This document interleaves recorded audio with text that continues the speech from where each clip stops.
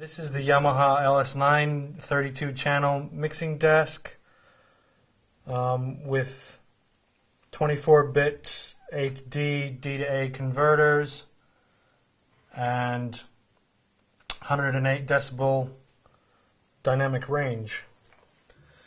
Okay, so we have 32 input channels right here, this section right here with all these faders.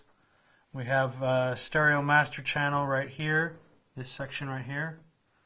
We have 4 stereo input channels right here. It doesn't have faders, it has rotary faders instead of linear faders. And then you have the control section. This depending on which channel is selected, this controls each one of those channels. So we'll start by showing you one channel at a time.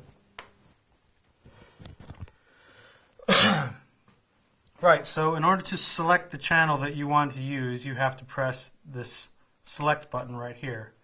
As you can see, if I press a select, you can see that the channel changes on the screen as well, according to which channel I select. So we're going to use input channel 22 right now. So if I want to get an input into channel 22, I've selected this channel. Now I have to use the head amp gain, and I run the gain up until I've got the signal on the channel there. I'll put this up pretty loud. This is way higher than I need to do in a normal live situation. So if I select the Q, you can see that sends the signal to the LEDs here on the main screen. How that works is, and I can also clear the Q right here with this button. But I did have the channel on. If I don't have this channel on, as you can see, it still goes to the Q. The Q goes to the headphone amp.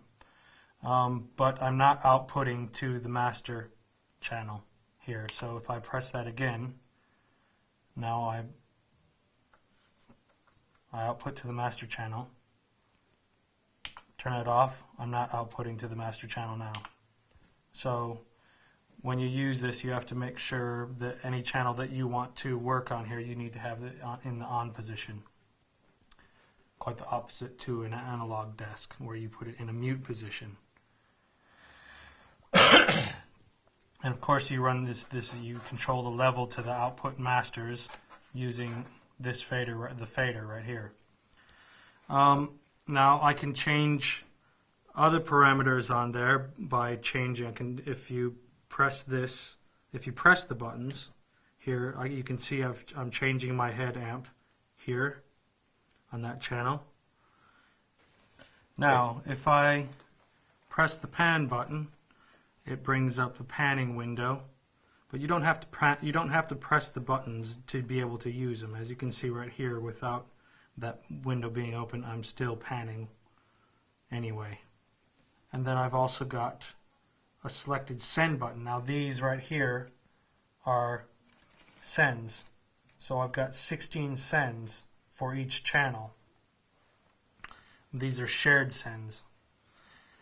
Now if I want to send to monitor mix 1, if I use this send here, as you can see, the dial is rotating monitor send 1.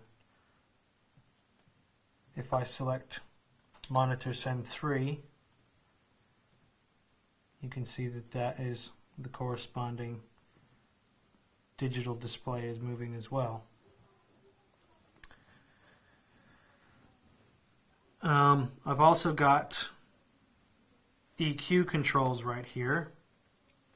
This is the same EQ controls for every channel is the same as with an analog desk. So I've got a gain right here. If right now I've got low frequencies selected. So if I want to put some gain on the low frequencies, as you can see, this is at 125 hertz, and I've just given it a 12 decibel gain. Quite ridiculous. Now if I want to push up the high mids, I can give it a gain That's a plus 10 dB gain. And I can change the quality of that. So as you can see, that changes the Q or quality. And I can also change the corresponding frequency. As you can see right here that the frequency's changing. Right now I'm at 1K.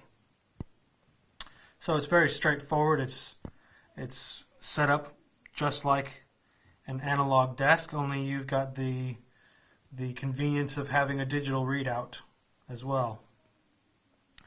Now if I get out of this, I can also have dynamics processors for each channel as well.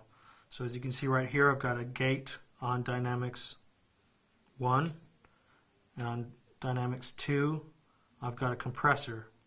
Now I can also change these to whatever kind of dynamics processor I want by, as you can see up here, there's a little square, and I've gone to library.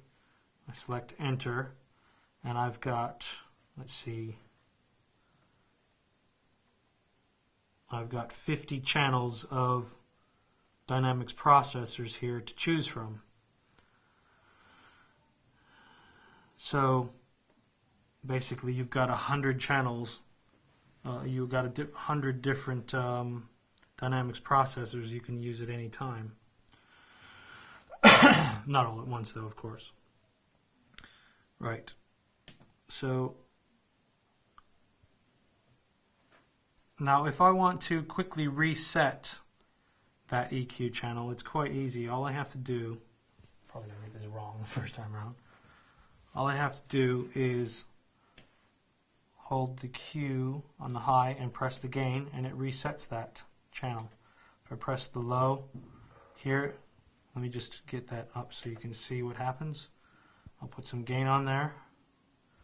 Now if I press the Q with the low channel selected and press the gain button down, it resets that for me. So you can fairly quickly reset these parameters.